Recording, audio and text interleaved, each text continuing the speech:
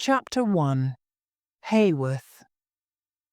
There was a cold wind this afternoon, but the sun shone for an hour or two.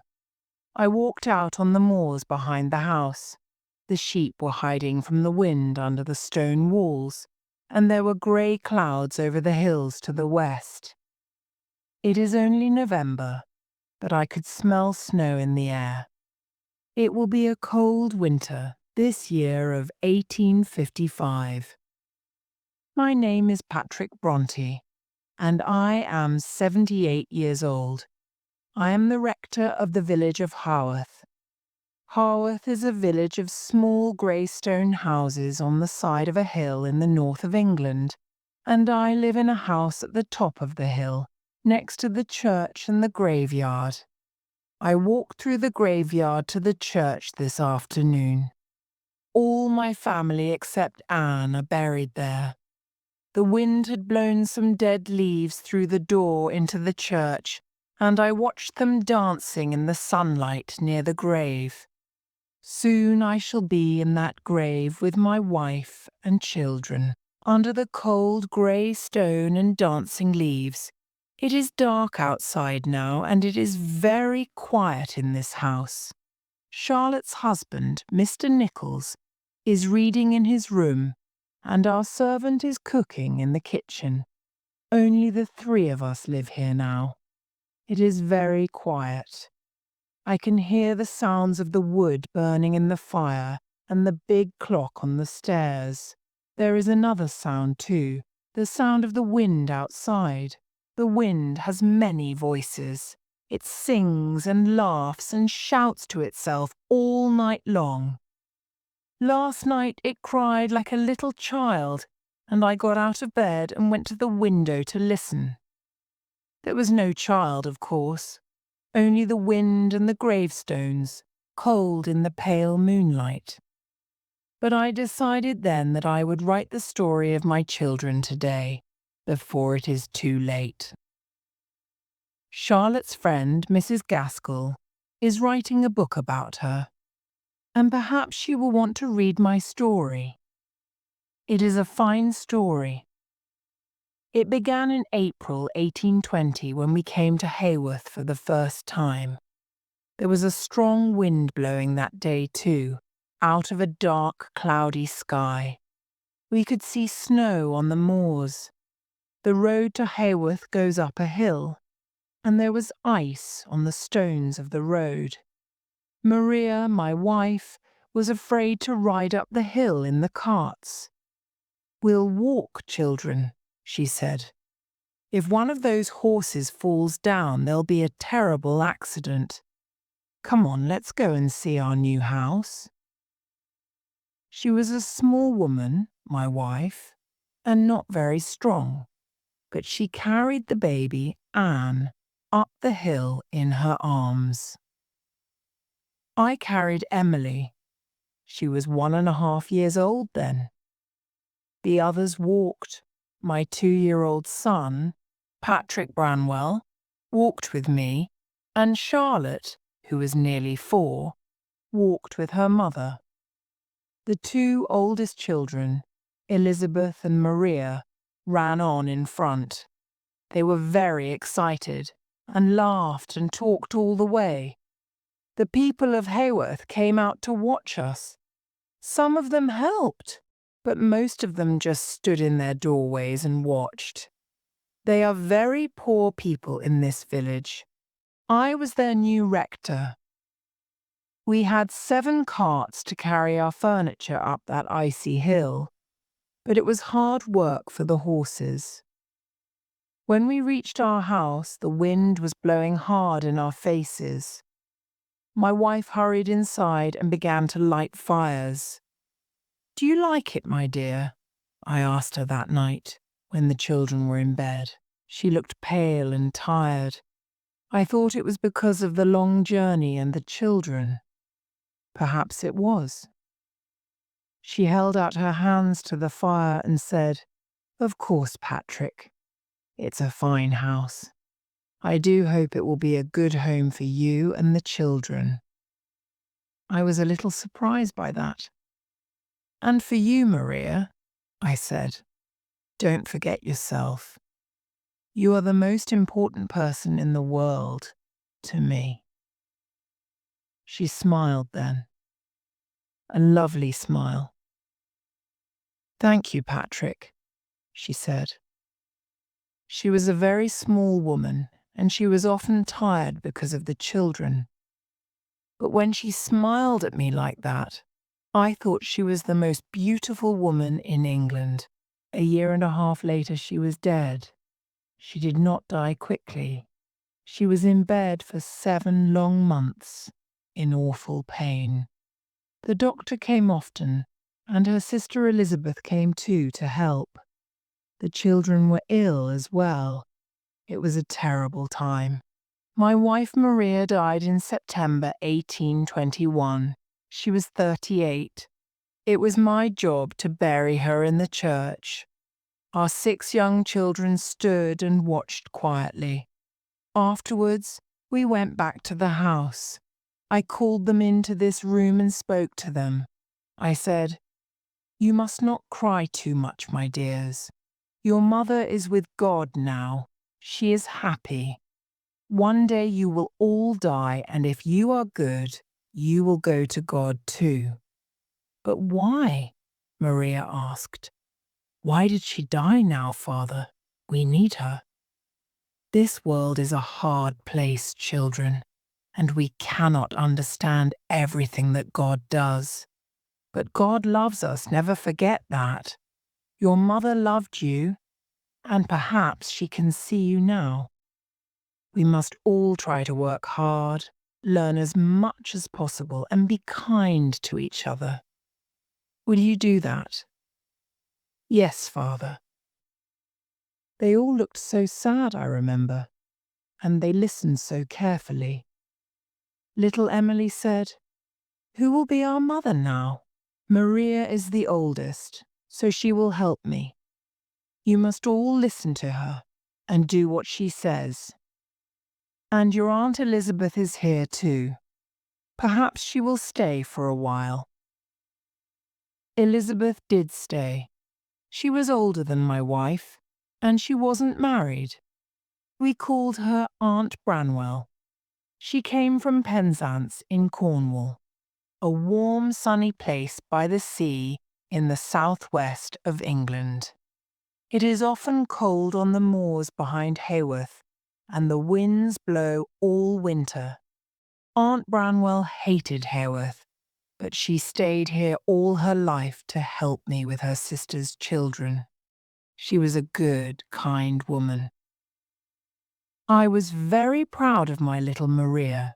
She was only 8 years old, but she worked all day like an adult. She helped the little ones to get washed and dressed.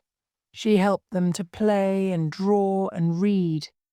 She was like a little mother to them. She could read very well herself. We always had books and newspapers in the house, and I talked to the children about them every day. I talked to them about adult things, the Duke of Wellington, and the important things that he was doing in London. The children listened carefully and tried hard to understand. Maria often read to the others from the newspaper and asked me questions about it. She understood it better than most men. I was sure my children were very clever, but I did not have room to talk to them all day. I had my work to do. So, in 1824, I sent them to school.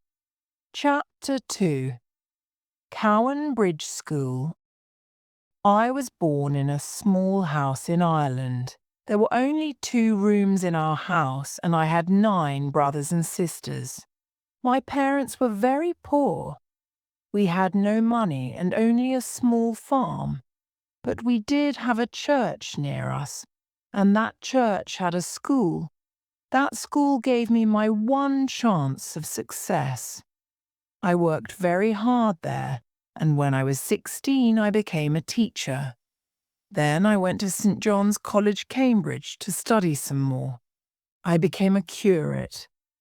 When I married, I was able to get a good job and a house for my family. I got all that because I worked so hard at school. I wanted my children to go to the best school that I could find. Cowan Bridge School was a school for the daughters of churchmen. It belonged to a churchman, Mr. Wilson. He was a good man, I thought. I liked the school, and it was not too expensive. So, in July 1824, I took Maria and Elizabeth there. In September, I took Charlotte, and in November, Emily as well. Emily was just 6 then, and Charlotte was 8. I remember how quiet the house was that autumn. In the evenings, I taught my son, Branwell, and my wife's sister looked after the youngest child, Anne. I often thought about the girls. My eldest, Maria, was a good, clever girl. I thought she must be the best pupil in the school. I waited for her letters and wondered what new things she was learning. She did tell me some things in her letters, but not enough. She told me she liked the schoolwork, and I was pleased. But she did not tell me about the food, or the cold, or the unkind teachers. Charlotte told me those things much later. I know Maria did not tell me that the food was often burnt and uneatable, or that they could not sleep because the beds were too cold. She did not tell me that the poor hungry children had to wash with ice in the morning and walk through wet snow to sit for 2 hours with icy feet in a cold church on Sundays. She did not tell me that many of the children at the school were ill. You didn't tell me that, did you, Maria? Did you? Or did you try to write something and stop because you were afraid of the teachers? You were a good, brave child, and I was so proud of you, so pleased because you were at school. I wanted you to learn everything. I didn't want you to be poor like my sisters. God help me, I thought you were happy at Cowan Bridge School. There were no Christmas holidays at the school, and it was too difficult to travel over the cold, windy hills to visit my little girls. So I sat at home here in Haworth with Aunt Branwell, my son, and the little girl Anne. Outside the wind blew snow over the gravestones, and there was ice on our windows. On Christmas Day, little Anne looked lonely. She asked me about her sisters. "Don't worry, my dear," I said. "They are happy with the other girls at school. You shall go to Cowan Bridge too when you are older." I remember how strangely she looked at me then. She was only 4 and very pretty. She smiled at me, but her face went very white and her hands started to shake. I don't know why. I thought she was cold, and I put some more wood on the fire. Then Aunt Branwell read her a story from the Bible and I forgot about it. In February, a letter came. It was in an adult's handwriting, not Maria's. "Dear Mr. Bronte," it said, "I am afraid I have some bad news for you. Many children in the school have been ill, and your daughter Maria—" My hand began to shake badly and I dropped the letter on the floor. As I picked it up, I could see only one word: dead. If your daughter Maria does not come home soon, she will be dead. I went over the hills to bring her back. My Maria was in a small bed in a cold room upstairs, coughing badly. Elizabeth and Charlotte and Emily stood beside her waiting for me. They looked so sad and ill and frightened. I remember the big eyes in their small white faces, but I did not bring them home then. The school doctor said it was not necessary. So I took Maria home across the cold, windy moors to Haworth.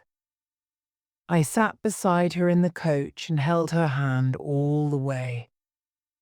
I remember how cold her hand was in mine, thin, cold fingers that did not move at all.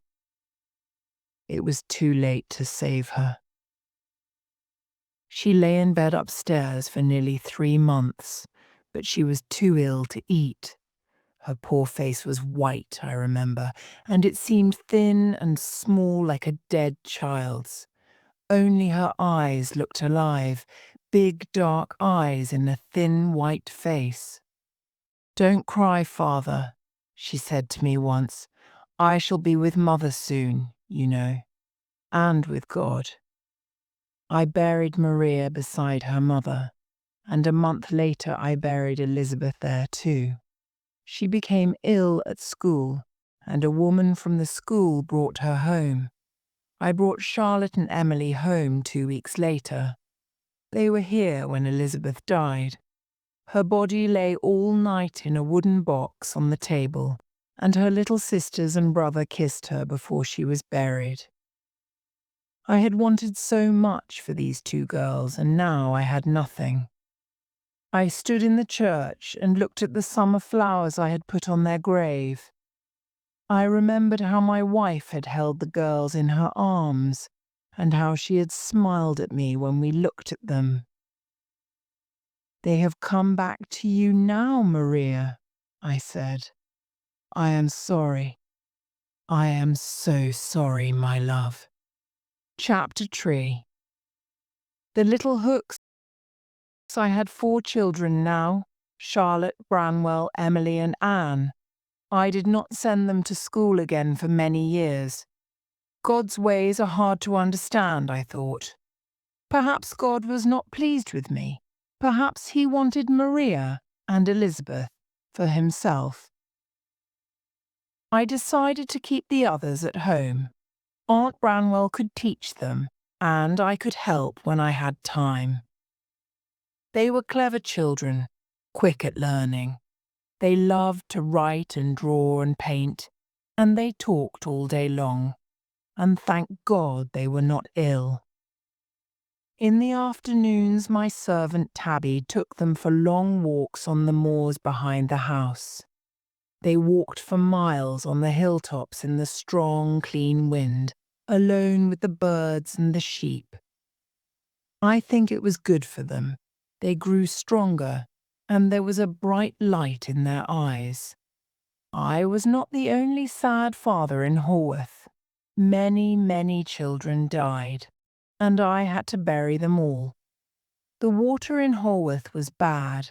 So many children died from illness, and many more died from accidents. I saw 100 children die from fire. In my house, I was always very careful. I had no curtains, no carpets, because I was afraid of fire. My children never wore cotton clothes because they burn so easily. One day in 1826, I brought a box of toy soldiers home from Leeds. Next morning, the children began to play games with them. "This one is mine," Charlotte said. "He's the Duke of Wellington." "And this is mine," said Branwell. "He's Napoleon Bonaparte." The children liked the wooden soldiers and began to tell a story about them. It was a very exciting story, I remember. They read it to me and Aunt Branwell and Tabby, our servant. The next day they invented another story and then another. And then for several days the children were very quiet, and I wondered what they were doing. I went upstairs and opened their bedroom door. Inside, they were all busily writing or drawing on small pieces of paper. The wooden soldiers were in the middle of the room in front of them. "What are you doing?" I asked. Emily looked up. "Oh, Father, please go away," she said. "We're writing our secret books." I suppose I looked sad. "What? Can't I see them?" I asked. They all thought for a minute. Then Charlotte said, very seriously, "You can see some of them, of course, Papa, but they aren't easy to read because it's very small writing. We'll show them to you when we are ready." These toy soldiers opened a new world for my children. They showed me some of their stories, but there were hundreds that they kept secret. They all began writing so young. Charlotte, the oldest, was only 10, and Emily was 8. I don't think they ever stopped. Mr. Nichols has all Charlotte's little books now in a cupboard in his room. Some of them are no more than 5 or 6 centimeters high. They are beautifully made and full of small pictures and tiny writing. There is one on my desk now, but I can't read it. My eyes are too bad. Charlotte and Branwell wrote about a country called Angria, while Emily and Anne wrote about a land called Gondal. The people in those countries fought battles and fell in love, and wrote letters and poems. My children wrote these poems and letters, and they wrote books about Angria and Gondal. They drew maps of the countries, wrote newspapers about them, and drew pictures of the towns and people in their stories. They invented a new world for themselves. They wrote many of these stories when I was in bed.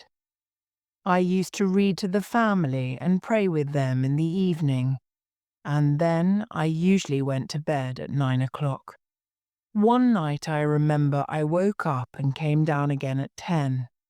There was a noise in my room, this room where I am writing now.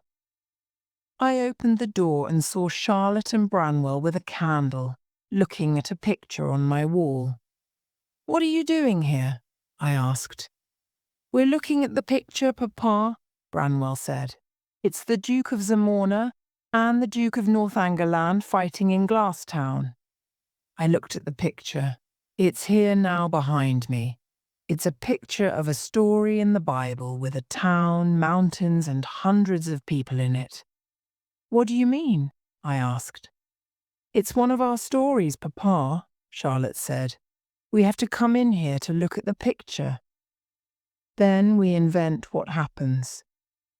"Tell me then," I said. They both looked very excited. Their faces were pink and their eyes were bright in the candlelight. But they looked happy too. I put my candle on the table and sat down here where I am sitting now to listen to their story. It was a wonderful story. Charlotte's wooden soldier, the Duke of Wellington, had had a son, Arthur, Duke of Zamorna. Branwell's toy soldier, Bonaparte, had become the strong, bad, good-looking Duke of Northumberland. The two dukes were fighting a terrible battle in a city called Glasstown. There were soldiers who died bravely and beautiful women who fell in love. I listened until 2 o'clock in the morning. There was much more, but I have forgotten it now. But I remember the excitement in my children's faces. Sometimes I thought they could actually see these people as they talked. Next day they said no more about it, and I did not ask. It was their own secret world, and they did not let me into it again. But I was pleased they had told me about it once, and sometimes they showed me drawings of places in Angria or Gondal. All my children could draw and paint beautifully. Charlotte used watercolours and often spent hours painting small pictures. Branwell used oil paints as well. Chapter 4. Growing Up. When Branwell was 14 or 15, he did a lot of oil paintings. He painted people in the village, and it was easy to recognize the faces in the pictures.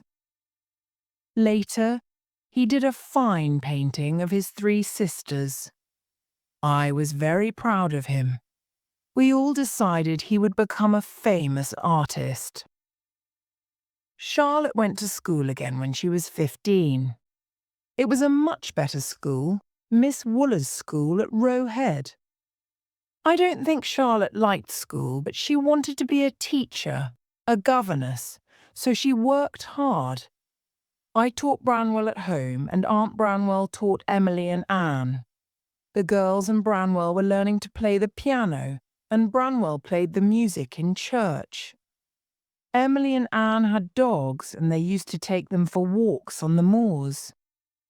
Anne's dog was called Flossie, and Emily had a big strong one called Keeper. Keeper went everywhere with her. I think Emily loved that dog more than any person. Emily was sometimes a difficult child. She was very shy and did not often speak to anyone outside the family. When she was older, I sent her to school with Charlotte, but she hated it, so I brought her home and sent Anne instead. Branwell was not shy. He could talk to anyone for hours. Everyone in Haworth liked him. I remember the day in 1835 when Branwell went to London. He was 18 years old, and he was going to the Royal Academy in London to learn to be an artist. He walked down the hill in Haworth with a bag of his best paintings on his back, and everyone in the village came out to see him go. That was a great day for me.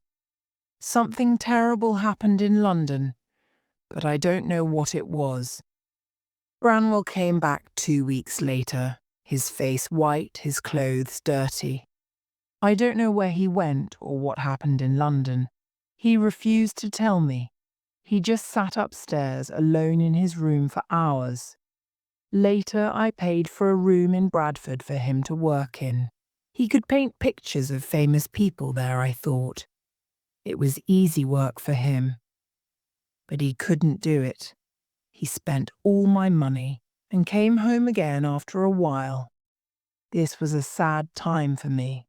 My eyes were very bad, and I had to pay a young curate to help me with my work for the church. My old servant, Tabby, broke her leg and was very ill. And then, one day, I got a letter from Miss Wooler's school.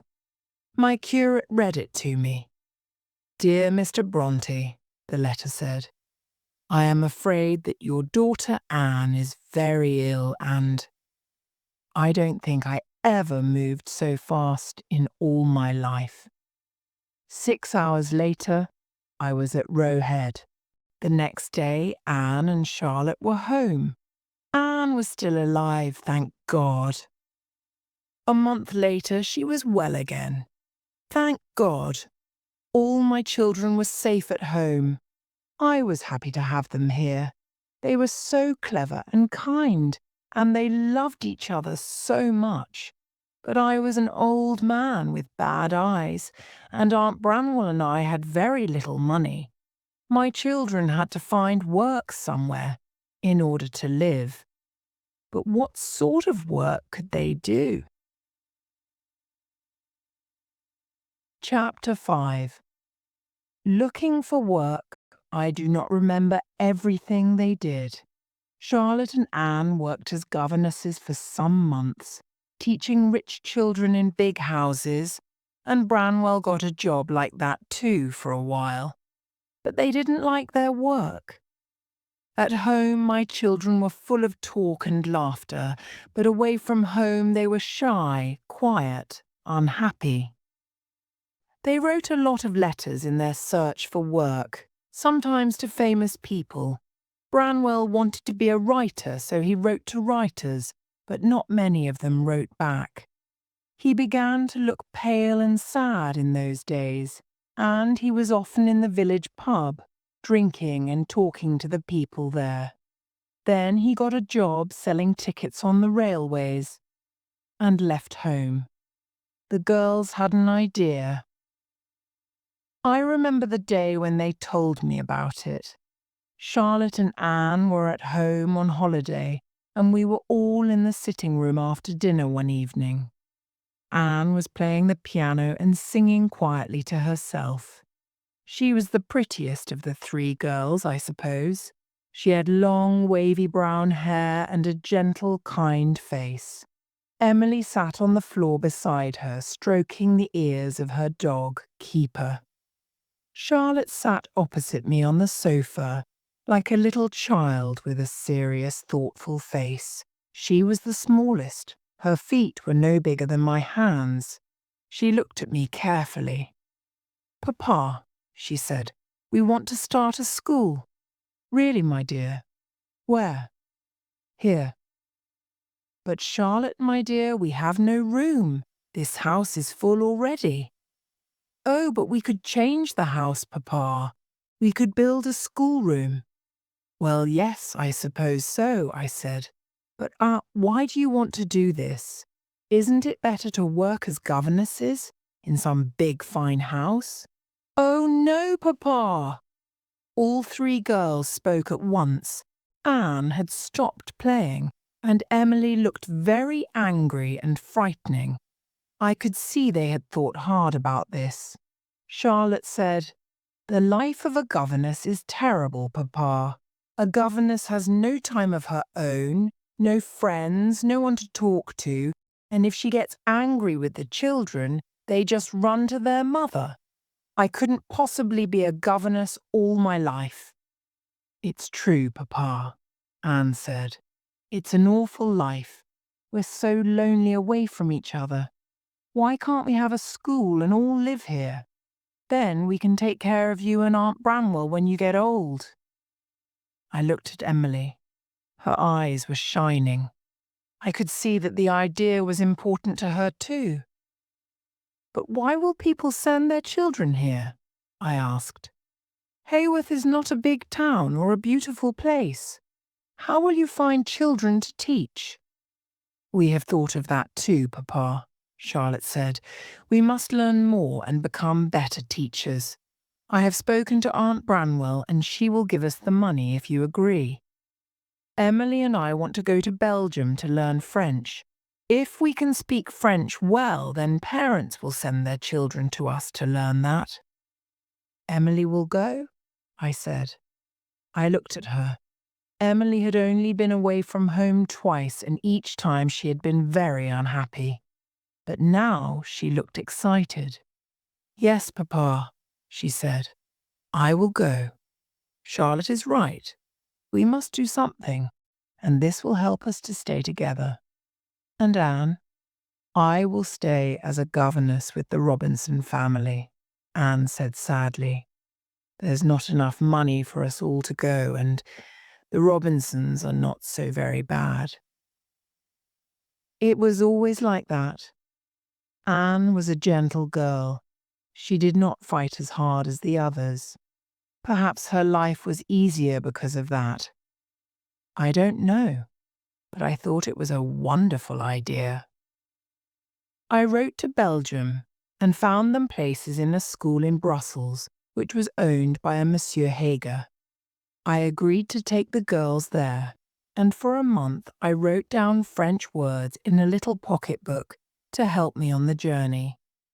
Then, one afternoon in 1842, we caught the train to London. I had not been to London for over 20 years, and my daughters had never been there. We stayed for 3 days, and then we took the night boat to Belgium and arrived at a tall, fine school building in the centre of Brussels. Hager himself was a very polite, friendly man, very kind. He did not always understand my French, but he showed me round the school and talked a lot very fast. I smiled and tried to answer. The two girls were very excited when I left them. As I came home on the boat, I thought, this is a good thing, a fine thing perhaps. My daughters will start a good school, and Haworth will become famous. I hope Branwell can make a success of his life too. Then my wife Maria will be pleased with us all. Chapter 6. Monsieur Hager and Mrs. Robinson. At first, everything went well. Monsieur Hager wrote to me often. He was pleased with my daughters, he said. They were good pupils. But life at home in Haworth was hard. My curate died, and Aunt Branwell became very ill. Emily and Charlotte came home to see her, but she was dead before they arrived. She was a good woman, Elizabeth Branwell. She kept my home for more than 20 years, and she taught my daughters everything she knew. But she never liked Haworth. I am sure of that. She said it was a cold, miserable place. I hope that God has found somewhere warm and comfortable for her now. But how could I live without her? My eyes were now very bad, and I could not see to read. And our servant Tabby was older than I was. Anne could not help me. She was a governess for the Robinson family, and now Branwell had a job there too, teaching their young son. So Charlotte went back to Brussels alone, this time as a teacher in Monsieur Hager's school. Emily stayed at home to cook and clean for me. She did not like Brussels, she said. She was happy to do the housework and live at home with Tabby and me. She was a strange, quiet girl, Emily. She was the tallest of the girls, and in some ways she was as strong as a man. She loved to walk by herself on the wild, lonely moors, with her dog Keeper running by her side. Sometimes I saw her there singing or talking quietly to herself, and I thought perhaps she could see the people in her secret world of Gondal, and was talking to them. I know that she spent a lot of time writing alone in her room, and when Anne was at home, she and Emily often talked and wrote about the world of Gondal together. There were sometimes dangerous people near Haworth, so I always had a gun in the house. Before my eyes were bad, I taught Emily to shoot. She loved that. Sometimes I used to practice shooting in the garden while she was making bread in the kitchen. I shot first, then I called Emily. She came out, cleaned her hands, picked up the gun, shot, and went back in to finish the bread. She was much better at shooting than I was, but by 1844 my eyes were too bad for shooting. Emily cooked, cleaned the house, played the piano, and almost every day she went for long walks on the moors with her dog, Keeper. She loved that dog, but she could be very hard with him too. We did not let him go upstairs, but one day Tabby found him on my bed. Emily was very angry. Her face was white and hard. Keeper was a big, strong dog, but she pulled him downstairs and hit him again and again until the dog was nearly blind. Then she gently washed his cuts herself. He never went upstairs again. Charlotte was another year in Brussels. When she came home, she was quiet and sad. Sometimes she wrote long letters in French to Monsieur Hager, but no letters came from him. But this was a time of hope, too. The girls wrote advertisements for their new school and sent them to newspapers and to everybody they knew. It was exciting. They were good advertisements, and we waited for the first children to come. We waited a long time, and Charlotte wrote more advertisements. No children came. Every day Charlotte and Emily waited for a letter from the postman, or for a parent to come to see them. Every day they became more miserable. Anne left her job with the Robinsons and came home to Haworth. A month later Branwell also came home for a holiday. And then one morning, early, there was a knock on the door. Charlotte ran to open it. But it was not a parent. It was a letter for her brother Branwell. He went upstairs with it, smiling. A few minutes later, there was a terrible scream. We ran upstairs to Branwell's room. He lay on his bed, screaming with a white face and wild, dark eyes. The letter was in his hand. "Branwell, what is it? What's the matter?" I asked. He tore his hair with his hands. "I'm ill," he said. "I'm cold. Oh, what does it matter? She doesn't care. I can't see her. Oh, it's all finished now, finished forever. I'll die without her. Here, Branwell, drink this." Emily brought him a cup of hot milk, but his hand was shaking and he nearly dropped it. Charlotte put her hand on his head. "He's hot. Papa, he's burning," she said. "You must go to bed at once, Branwell." He went to bed, and he lay there, sometimes sleeping, sometimes shouting and crying. I tried to talk to him, but I couldn't understand what he said. Then, later, Anne explained. She told us a terrible story. I was so angry. I nearly broke a chair with my hands as I listened. My son Branwell, Anne said, was in love with Mrs. Robinson, the rich mother of his pupil. For months this lady had spoken kindly to Branwell, walked with him in the garden, talked to him alone in the evenings. He thought she would marry him when her husband died. And then there were other things that Anne did not want to speak about. The letter was from Mr. Robinson. He was often ill, Anne told us, but his children knew about Branwell and their mother, and the servants knew too, I think. Perhaps Mr. Robinson had learnt something from them, or perhaps that woman, I cannot call her a wife, had told him everything. Only one thing was certain. In his letter, Mr. Robinson had ordered Branwell never to return to his house or to speak to any of his family again. My face was hot and my hands were shaking. I tried to talk to Branwell about it, but it was impossible. "I love her, Papa," he shouted. "You don't understand. How can you? You've never seen her." "I don't want to see her, my son," I said. "I understand that she is a bad, evil woman.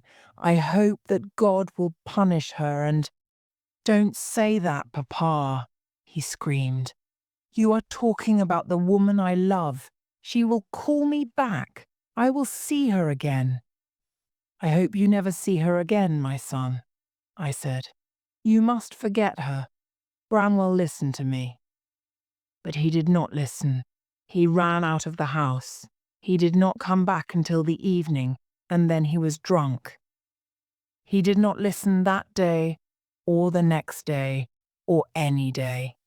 He began to drink laudanum as well. I thought he would kill himself. So I think Charlotte was pleased that no parents came. No school could have a man like Branwell in it. Chapter 7. Currer, Ellis, and Acton Bell. At about this time, in 1845, I was almost blind. I had a new curate to do my work, Arthur Nichols, a young man of 28. He came from Northern Ireland like myself. He was a good, hard worker. I spoke in the church on Sundays, but Arthur Nichols did the rest of my work. Branwell became worse and worse. Mr. Robinson died in 1846, but Mrs. Robinson didn't marry Branwell. Oh no, she was a cold, wicked woman. She sent my son Branwell away, and later married a rich old man. And so Branwell spent more and more time drinking, and taking laudanum, and walking alone on the moors.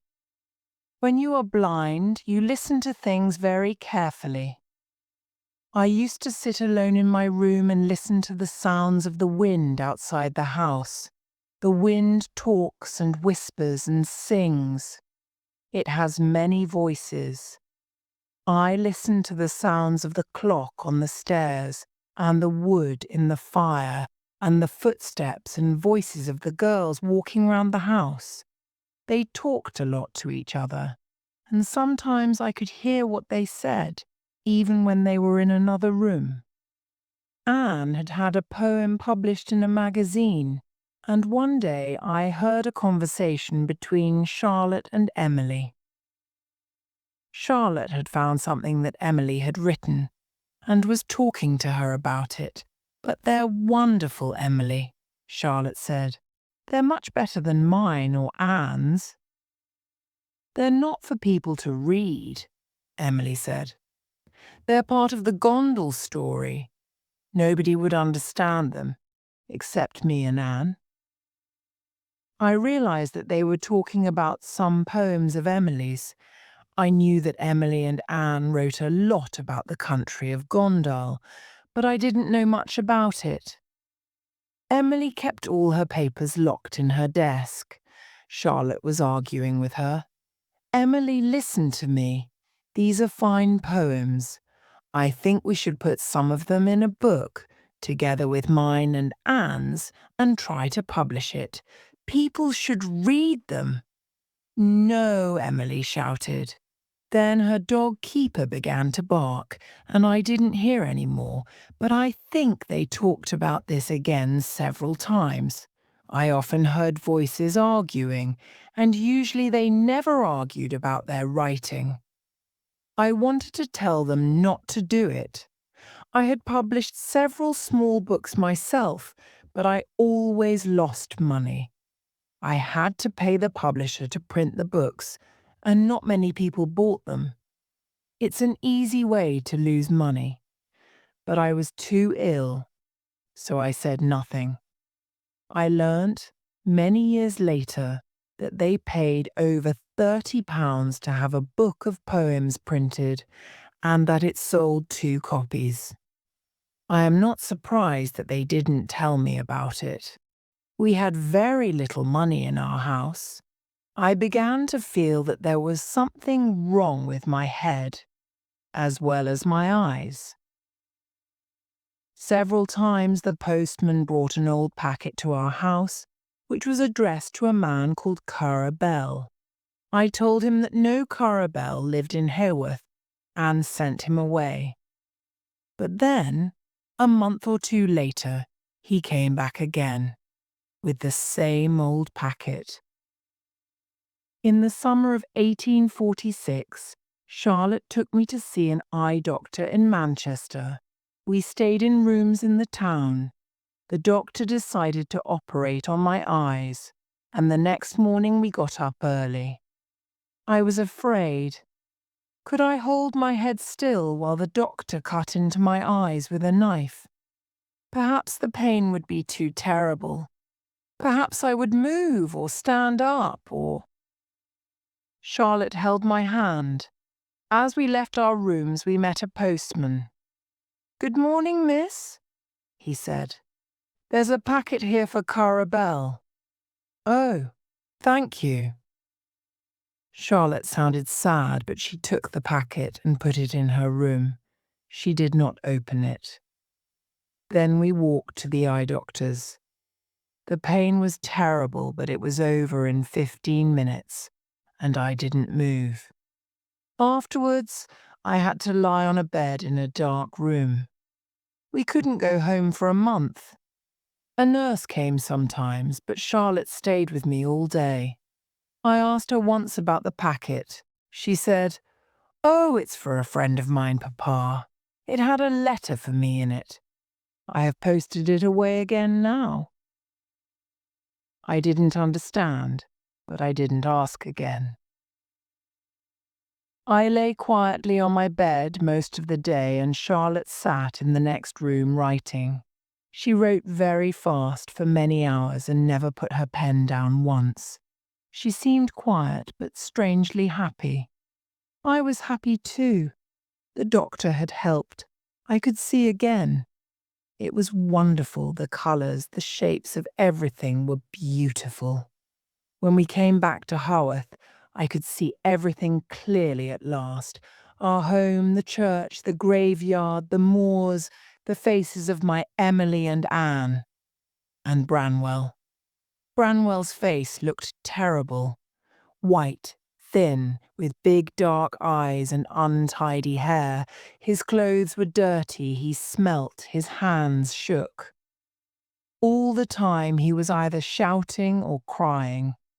And always, every day, he asked me for money.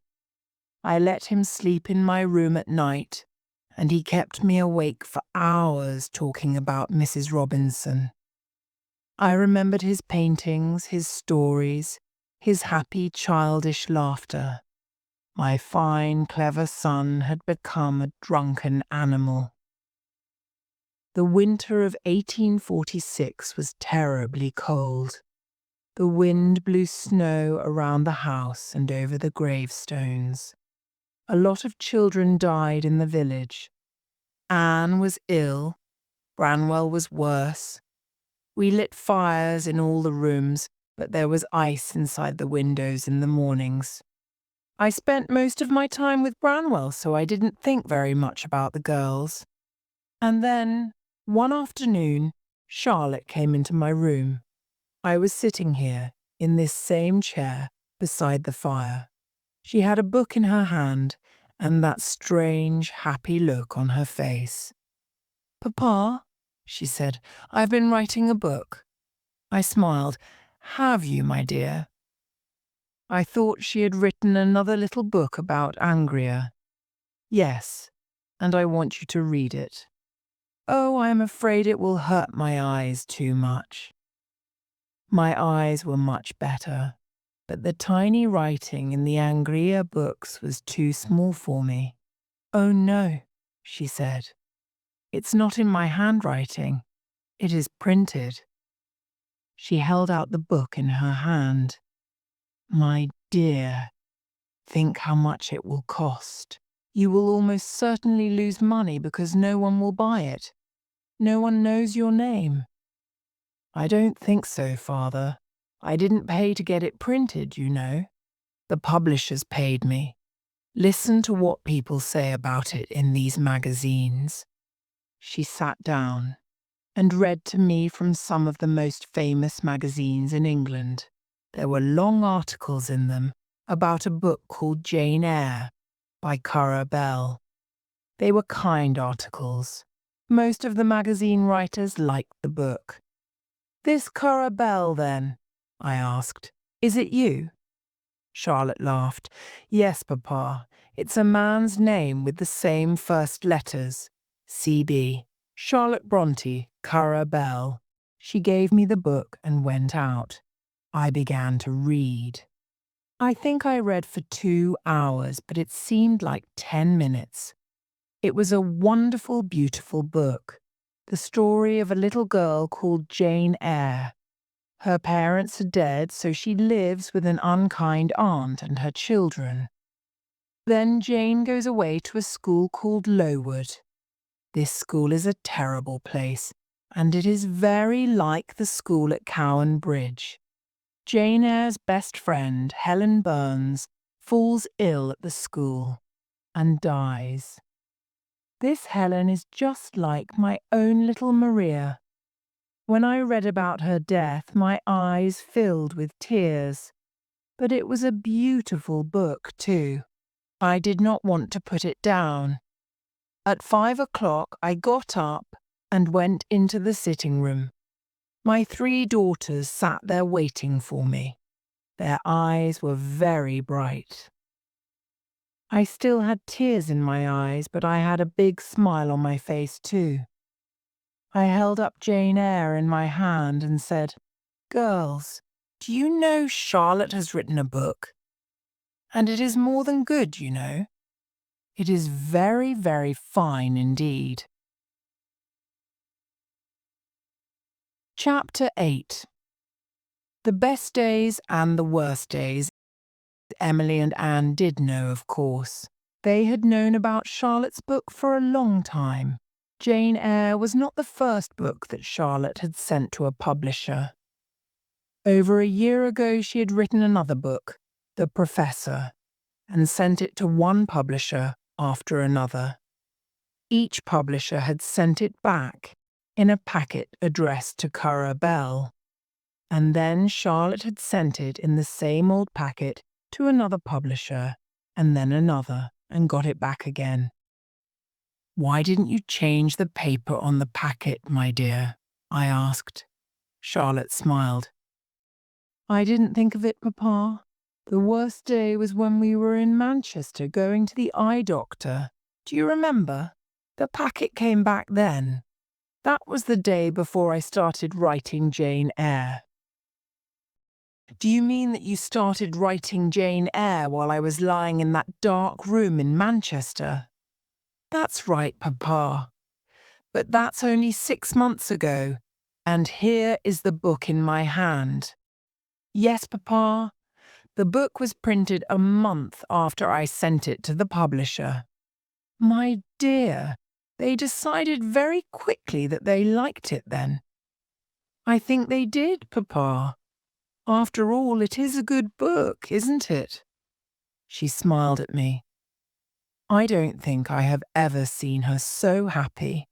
She is a very small person, Charlotte, and not a beautiful woman. But when she smiles like that, her face shines like a fine painting.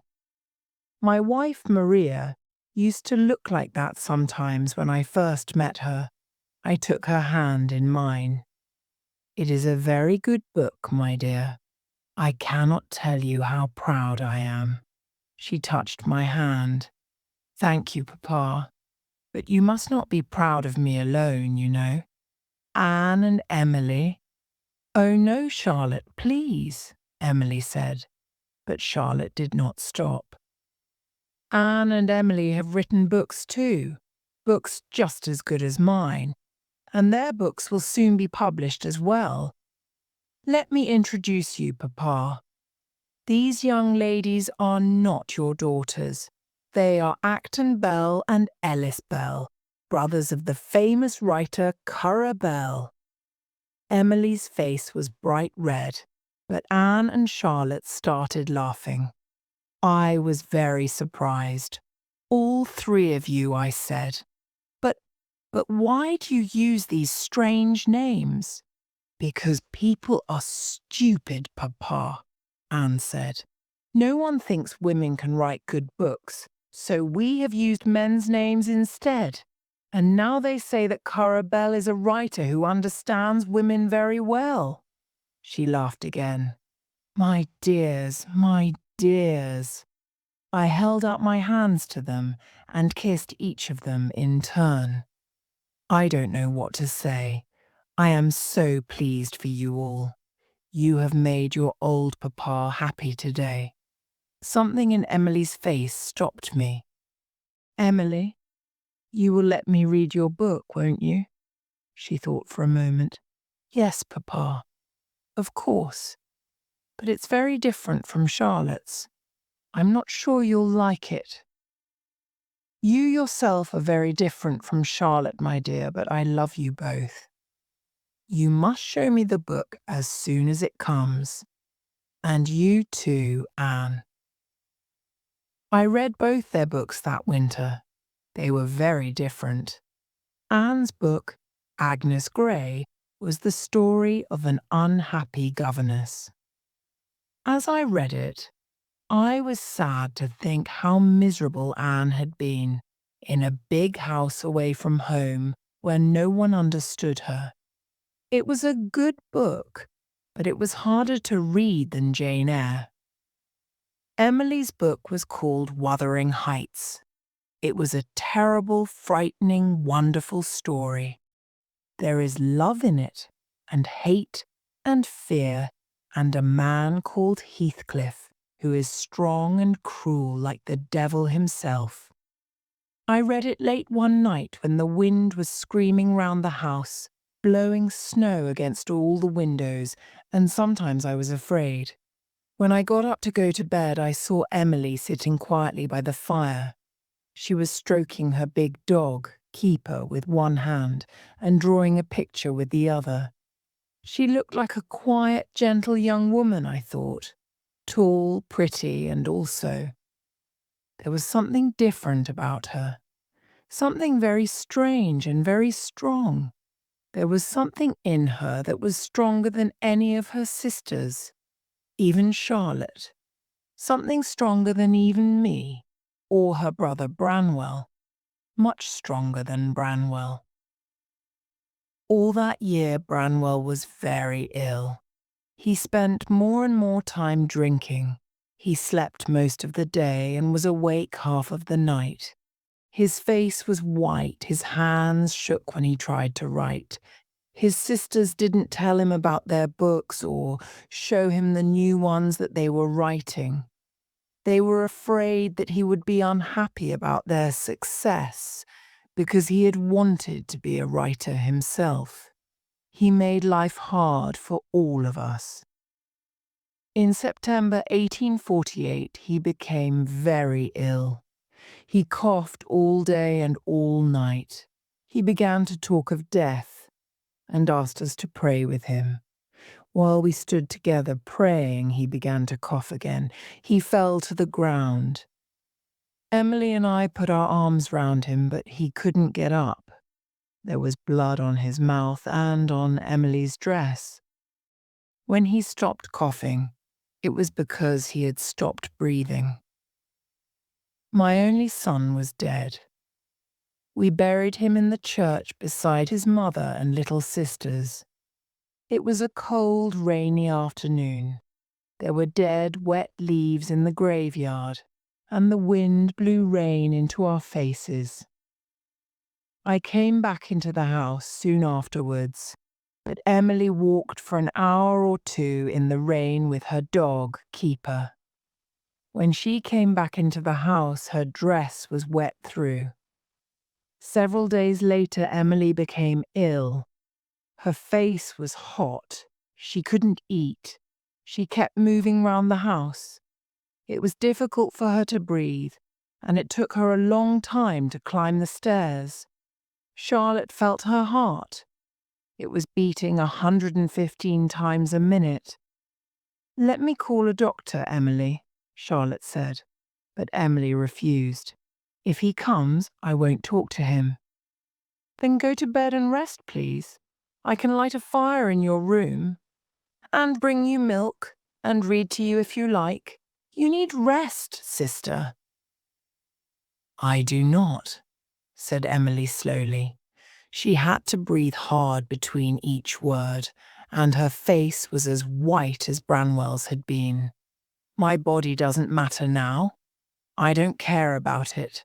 I'll live as I always have." And so every day she got up at 7 o'clock, dressed herself, and stayed downstairs until 10 at night. She ate little or nothing and coughed for hours. Sometimes she coughed blood. She never went out of the house, but one day Charlotte brought some heather from the moors for her to look at. Emily was lying on the black sofa in the sitting room. Her dog, Keeper, lay on the floor in front of her. "Look, Emily," Charlotte said. "I found some purple heather for you. There are still 1 or 2 flowers left on the moor." "Where?" Emily asked. "Here. Look." Charlotte held out the small bright purple flower. Emily turned and looked at Charlotte, but I don't think she could see the heather. Her eyes were too bad. Charlotte put it in Emily's hands, but after a moment Emily dropped it on the floor. At last she said, "Charlotte, I will see the doctor now, if he comes." Then she closed her eyes. Emily was so thin, and her white skin looked like paper. I knew it was too late, but I said to Anne, "Quick, put on your coat and fetch him now." We did not have long to wait. The doctor came half an hour later to tell us what we already knew. Emily, my daughter, was dead. 1848 was a year of funerals. I buried many children from the village that year. There was a lot of sadness in Haworth. As I came out of the church with the dead flowers from Emily's grave, I saw 3 other families walk past me. They had come to visit the graves of their own dead children. The people understood that their children were with God, but no one could explain that to Emily's dog, Keeper. He followed us to her funeral, and for weeks afterwards, he lay outside her bedroom and howled. Chapter 9. Arthur Kneeholes. That was not the end of my sadness. Anne, too, became ill. She could not breathe, she coughed, her face was white. But she was more sensible than Emily. She took all her medicines and did everything the doctors said. It didn't help much. In the spring, she said she wanted to go to the sea, to a warmer place. The doctors told her to wait. I thought she would die before she went. At last, in May, Charlotte went away with her. They went to York first, where they visited a wonderful church, York Minster. "If men can make something as beautiful as this," Anne whispered, "what is God's real home like?" Charlotte told me this in a letter she sent from Scarborough, a town by the sea on the northeast coast. On 26th May, Anne rode a donkey on the beach, the letter said. She was very happy, Papa. Afterwards we went to church and then sat and watched the sea for a long time. On the 28th, she was too ill to go out. She died quietly at 2 o'clock in the afternoon. She will be buried in a graveyard near the sea. Anne was the baby of the family, the youngest and prettiest of them all. Before she died, she wrote another book, The Tenant of Wildfell Hall, about a woman who left her cruel husband. She was proud of it, and so was I. She was 29 years old. "I don't want to die, Papa," she said. "I have too many ideas in my head, too many books to write." When Charlotte came home, the dogs barked happily. Perhaps they thought Anne and Emily and Branwell were coming home too. I don't know. But it was only Charlotte, the smallest of all my children. Not the prettiest, not the strongest, not the strangest. God had taken all those for himself. He had left me with the one who would become the most famous, and the one who nearly had a child. Charlotte wrote 2 more books. Shirley, about a strong, brave woman like her sister Emily, and Villette, about love between a teacher and a pupil. But Jane Eyre was her most famous book. Everyone in England talked about it. Everyone wanted to read it. Charlotte went to London and met many famous writers. I was very pleased. I loved to hear about the people and places that she saw. But she always came back to Haworth. She didn't like to be with famous people very long. And this quiet place was her home. In 1852, just before Christmas, a terrible thing happened. I heard some of it from my room. My curate, Arthur Nichols, opened the door to Charlotte's sitting room and stood there. His face was white and he was shaking. "Yes, Mr. Nichols," Charlotte said. "Do you want to come in?" "No, Miss Charlotte. That is, yes, I mean, I have something important to say to you." I heard his voice stop for a moment and then he went on. "I have always felt strongly about you, Miss Charlotte, and my feelings are stronger, much stronger than you know. And, well, the fact is, Miss Charlotte, that I am asking you to be my wife." There was a long silence. I heard every word and I felt cold and angry. Mr. Nichols was a good curate, but that was all. I paid him £100 a year to help me with my work, but he had no place in my house or in my daughter's bed. I stood up and opened my door. "Mr. Nichols?" He turned and looked at me. I could see Charlotte behind him. "You will leave this house at once, Mr. Nichols. I am very, very angry. You must not speak to my daughter again, ever. Do you understand me?" The stupid man was shaking and almost crying. I thought he was ill. He opened his mouth to speak, but no words came out. Then he turned and went out of the door. Mr. Nichols stayed in his own house for 3 days. He refused to eat, the stupid man, and he sent me some angry letters. But Charlotte wrote to him to say that she would not marry him. Then Mr. Nichols said he would leave Haworth and go to Australia.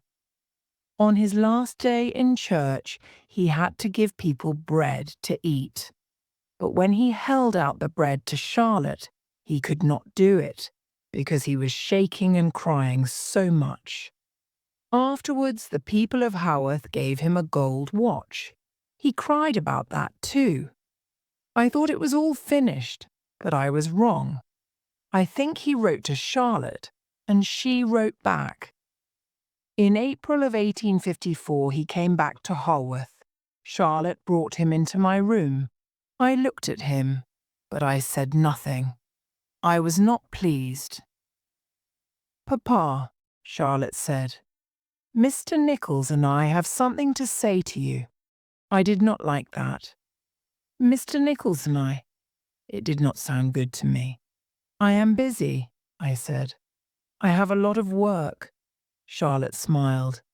"That's because you don't have a good curate, Papa. When Mr. Nichols was here, your life was easy." "Perhaps," I said. "But he was going to Australia, I thought." "Why haven't you gone, sir?" Mr. Nichols spoke for the first time. He looked very tall and proud, I thought. "There are 2 reasons, sir," he said. "First, because I have decided not to go to Australia. And also—" He stopped and looked down at Charlotte. She smiled up at him, and I felt my blood run cold.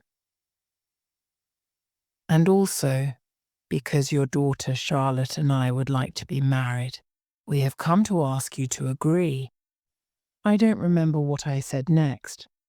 I think there were a lot of unkind words between us and some tears. But in the end I agreed. I agreed because Charlotte wanted it, not because of Arthur Nichols. In June that year they were married in my church. I did not go, I could not give Charlotte away to that man. But he came back here to be my curate, and he and Charlotte lived in this house with me. He is still here now. Perhaps he will read this. If he does, he will know that he was right, and I was wrong. Mr. Nichols was, after all, a good husband for Charlotte. I understood after a while that he honestly loved her, and he could make her happy. She began to smile and laugh again. Her eyes shone. She sang sometimes as she worked. Our house became a home again. She went with him to see his family in Ireland and travelled to the far west of that country. Mr. Nichols did most of my church work for me. Charlotte began a new book, Emma, she called it.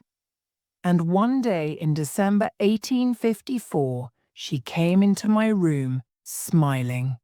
I could see that she was excited. "What is it, my dear? Have you finished your book?" "No, not yet, Papa. But I have something wonderful to tell you." "What do you think?" "I don't know, my dear. If it's not your book, then—" "I told Arthur yesterday. I am going to have a child." I did not say anything. Her hand was on the table and I put my hand on it gently. It was wonderful news. I remembered when my own wife, Maria, had told me this, and how this house had been full of the laughter of little voices and the noise of running feet. Charlotte and I sat like that for a long time, remembering. It did not happen. At Christmas she fell ill, and in the New Year she was worse. She felt sick all the time because of the baby, and she ate nothing. She lay in bed all day, hot and coughing. Arthur Nichols cared for her wonderfully. I think he often stayed awake all night. But it did not help. On 31st March 1855, the last of my 6 children died.